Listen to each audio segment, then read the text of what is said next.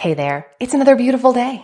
Let's watch some stuff. Just, right now, everything that's going on in the world, and I've been seeing videos of, they're starting to implement the chips that are going to go in people's hands. Oh, conspiracy ride. Let's go. I want to know what you guys think. The mark of the beast. Yes, exactly. I want to know your guys' thought on that because I actually watched a video of a gentleman who was behind helping create this chip that they wanted to use. And he's an atheist.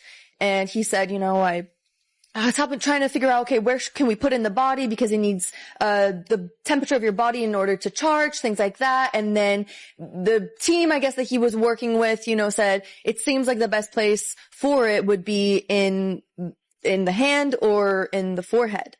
And he realized, like, whoa, this sounds a lot like the mark of the beast. And it did not sit right with him. And he dropped the project and he walked away from a hole. And now he, tells the story and explains it. And now I've just been seeing more and more. I believe in England. Yeah, I believe it is in England. They're already starting that where, people have the chips in their hands and they won't allow anybody to use other currencies to buy things. Like this man was at Whole Foods and he goes, here's, $1.20. I am taking my chips and I am leaving. And they did not want him to leave because he was not paying with the chip that is in his hands. And this is just incredibly alarming, right? And I want to know what you guys think about. Absolutely. It's just a matter of time before they're in everybody. I do have a clip about a fella that has the chip in his hand. I'm not sure exactly where it landed in the episode, but I know that it's here and we're going to get to it today. Are our retinas being scanned? Try your facial recognition. But next time, look away. Put your face up to the screen as usual, but instead of looking at the camera, look a little bit off, and it doesn't work. It's not doing a facial scan. It's doing a retinal scan. I'm crazy. Or am I? So I just tested that. And sure enough, I'm looking to the side, and then as soon as I look over, the little hook goes bloop, unlocked. Yeah, it's the eyes.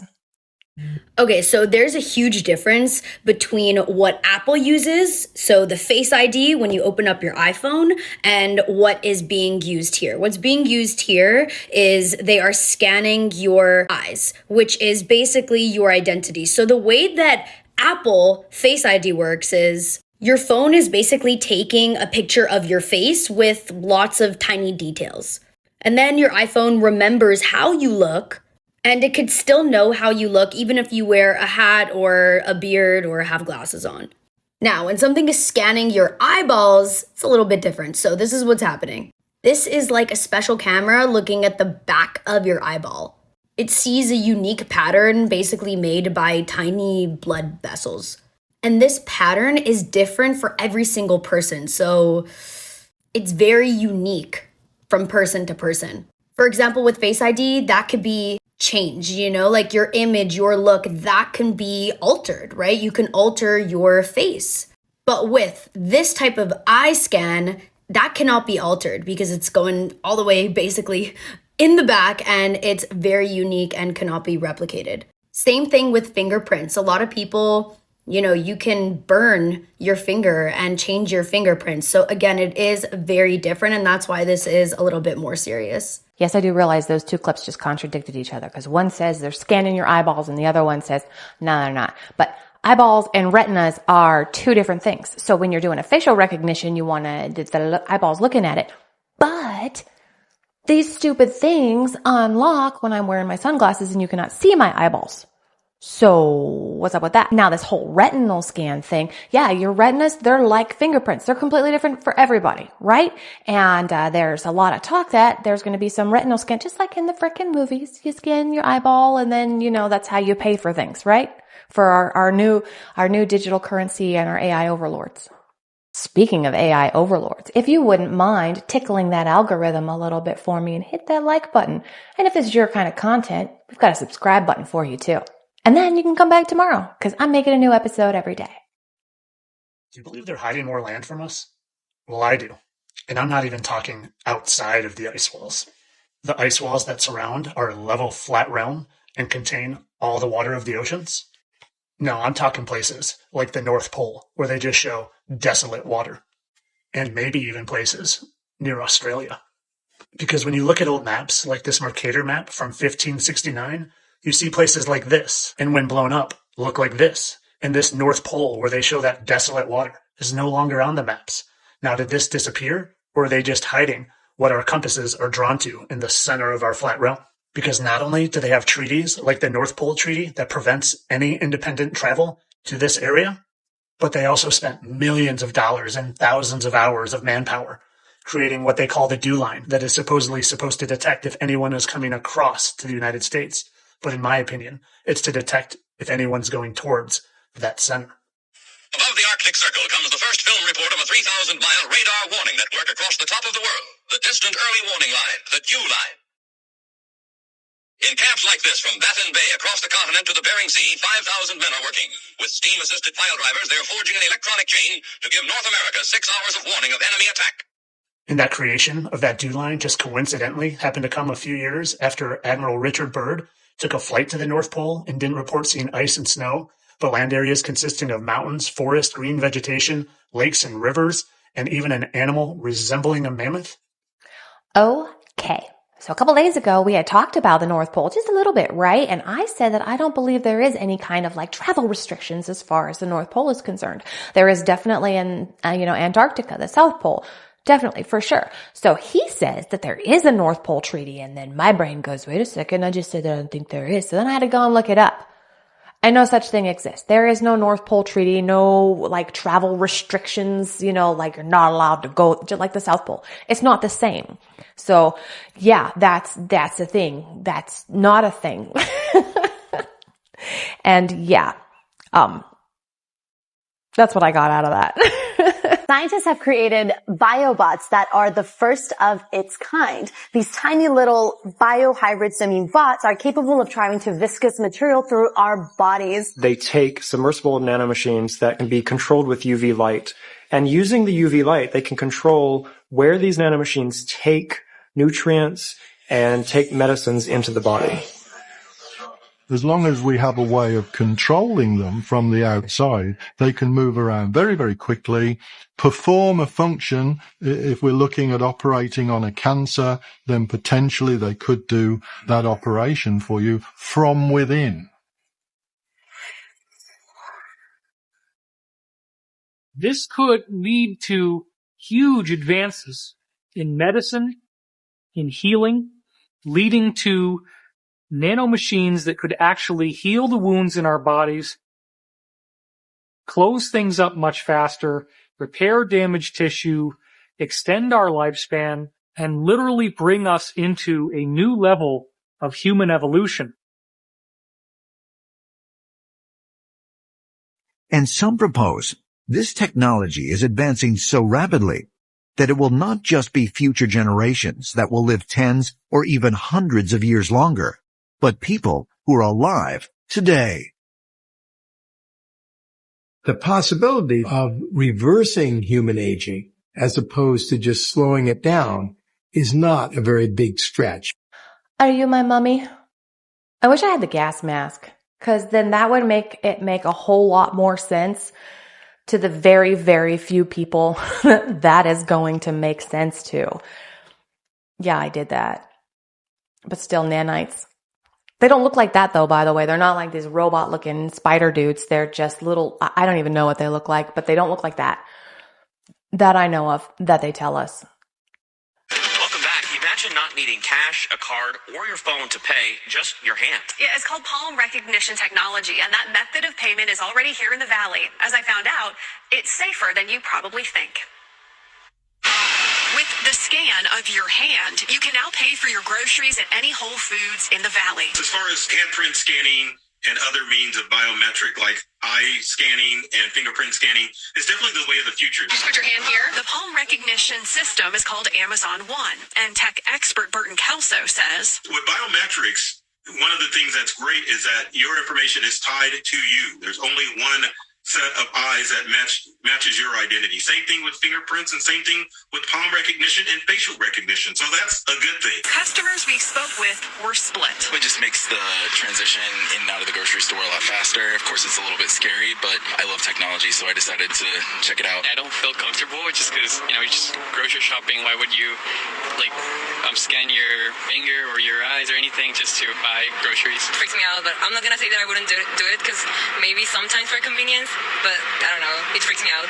While many have concerns, Part of the fear that people may see is that someone may cut off a limb like you see in the movies in order to pay for stuff, but that isn't going to happen. I mean, for the most part, your biometric data is safe, and it's going to make the future of transactions a lot easier to deal with. Kelso says it is easier to hack your accounts online that have passwords. So while paying for items will become a breeze, it could become more difficult to teach our children about the value of money. With automatic payment systems, it really is hard to teach children how to value their money. You already see that with credit cards and with debit cards. They're swiping and it's a done deal. Now, besides Whole Foods, Panera, some airports, also stadiums across the country, they now have this palm reading technology. Kelso says, though, it's going to take a long time for basically it to go mainstream because a lot of mom and pop businesses, they already spend a lot of money having a payment system in place. Right, So they just can't afford something like this right now. Yeah, it's very high tech. I mean, I remember when we started tapping our chips thinking like, wow, this is so high tech, and now we're using our hands. I know. I guess we're going to have to get used to it, though. It's the future. It is definitely Very interesting stuff. So this is like take 7. And I'm realizing that I'm old. And I'm basically just complaining about all this newfangled technology because that's what it is. It's evolving with the new, advancements in whatever we've got going on. It's like the movies, right? There's you go to the cinema and then you have 8mm and then there's beta, VHS, DVD, Blu-ray. Now everything's streaming, right? It's just the evolution of what's going on, just like the evolution of money and the evolution of information. And I'm old, so somebody needs to turn down the radio. When Elias Brotberger goes to work, he doesn't need ID. And he doesn't need money. In fact, much of what he needs to get through the day is hidden right there, just below the surface, in his hand. You like to touch it? Yeah. Yeah? Oh, weird. Yeah, it's like a grain of rice. Yeah, a grain of rice. Embedded in his hand is a microchip that serves as his keys, his ID, and his wallet. Yeah, it's all on chip, so I use it like to get around the building. Buy snacks. Yeah, exactly. Let's buy some snacks. So I can't open it. No. Okay. So what I need to do is I need to first blip my chip, and it will log me in, and from there I get access to the fridge. Popular TV shows like Black Mirror have imagined chips as part of a dystopian future. Install ingrain procedure with local anesthetic and you're good to go. In Sweden, the microchips are already here. That's the clip I was talking about earlier, and I'm not a huge fan. I don't like it because I feel like there's no privacy. Like anybody could walk by with a little thing and just scan you and be like, oh, I got all your information. Or you have to constantly scan everywhere you go, and it's like they're tracking you, right? It's a tracker. It is a freaking tracker. That's it. I don't like it. No thanks. Hard pass. This next clip is a little long, but stick around. It is incredibly interesting. On behalf of our center and our partners, the World Economic Forum and the Bill and Melinda Gates Foundation, I'd like to extend a very warm welcome to our audience here in New York, as well as our larger virtual audience participating online today. The Event 201 scenario is fictional. Today's scenario is going to simulate meetings of a multi-stakeholder group called the Pandemic Emergency Board. We're at the start of what's looking like it will be a severe pandemic. And there are problems emerging that can only be solved by global business and governments working together. There's been some conspiracy theories that are around about the potential that pharmaceutical companies or the UN have released this for their own benefit. And maybe this is a time for us to showcase some cases where we are able to bring forward some bad actors and leave it before the courts to decide whether they have actually spread some fake news. A new coronavirus. Infected people got a respiratory illness with symptoms ranging from mild flu-like signs to severe pneumonia. In related news, a significant demand for personal protective equipment like N95 masks and gloves are on the rise. Patients are overwhelming healthcare facilities. People are avoiding public spaces out of fear of infection and in compliance with public health recommendations. Our U.S. affiliate has just released polling results on public expectations for a vaccine, and 65% of those polled are eager to take the vaccine, even if it's experimental. I'm not optimistic about having a vaccine in time to be relevant during this pandemic. With enough money and political will, anything is possible. Penalties have been put in place for spreading harmful falsehoods, including arrests. If the solution means controlling and reducing access to information, I think it's the right choice. What exactly are the risks and benefits of staying home from work? Absolutely, we need to save lives, but we literally cannot afford a heavy-handed response that suffocates our economy. The world saw large-scale protests and in some places riots. This led to violent crackdowns in some countries and even martial law. The public lost trust in their respective administration. Economists say the economic turmoil caused by such a pandemic will last for years. The societal impacts, the loss of faith in government, the distrust of news, and the breakdown of social cohesion could last even longer.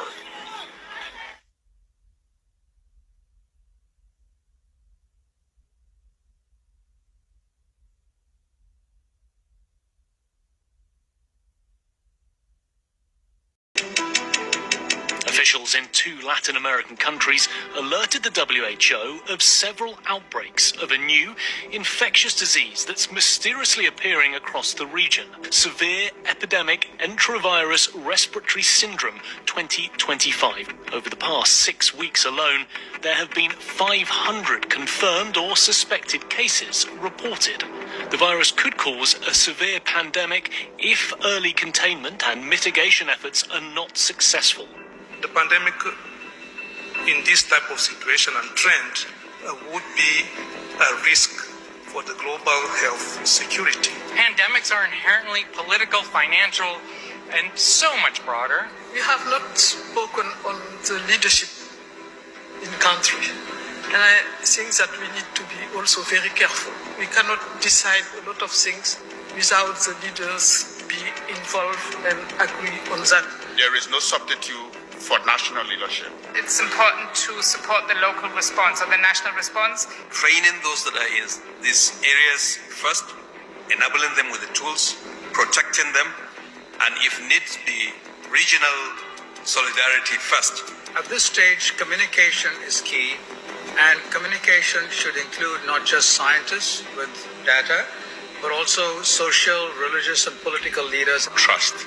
This is an essential issue, and trust was broken among countries, between populations and healthcare systems, between healthcare systems and governments. I'm very sorry to say that in 2025, we need to strengthen the health system. WHO needs to be a voice for the voiceless. No one is safe until all of us are safe. As of today, there have been an estimated 1 billion cases worldwide, with more than 20 million deaths, including nearly 15 million children. Countless millions are alive, but left with paralysis or brain damage. The most successful countries are those which invested in preparedness and trained for this moment years in advance. This included having full-time pandemic preparedness and response teams, which conducted detailed operational planning and routinely tested those plans through exercises and drills. If more countries had participated and heeded the guidance, the toll might have been much less. So that was event 201, a table exercise where these people got together and talked about what would happen if there was a pandemic. And then boom, COVID-19 became a thing, right? And then they did it again in 2022. And I believe that was right before monkeypox became a problem, right? And now they're expecting to have another one in October, at the beginning of October. Why? I don't know. There's the bird flu happening, and then there's also Mpox happening, and then there's an election happening.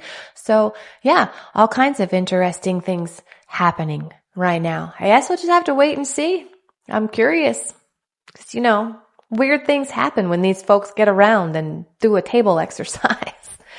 On that note, I'm going to call it for today. Thank you so much for sharing your time with me. Come on back tomorrow. We're going to watch some new stuff. I'll say different things. It's going to be fantastic. Until then, have a wonderful day.